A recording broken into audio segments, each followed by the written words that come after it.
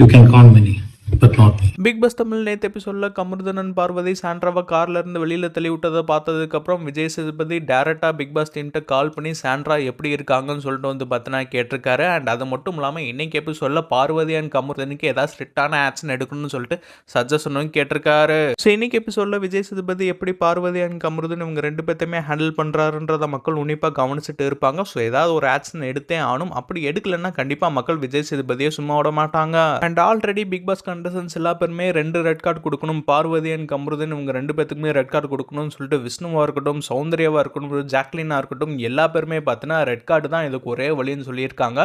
So Vijay Sethupathi இன்னைக்கு red card கொடுத்தே ஆகணும். அண்ட் இன்னைக்கு எபிசோடோட ஷூட்டிங் 10 மணிக்கு ஸ்டார்ட் ஆக போகுது. ஸோ போனதுக்கப்புறமே விஜய் சேதுபதி பார்வதி அண்ட் கமருதன் இவங்க 2 பேர்த்தையுமே என்ன பண்ண போகிறோம்னு சொல்லிட்டு ஸ்டார்ட் பண்ணி எபிசோட் ஆரம்பிச்சதுக்கப்புறமே இவங்க 2 பேர்த்தையுமே வெளியில் அனுப்பலாம்.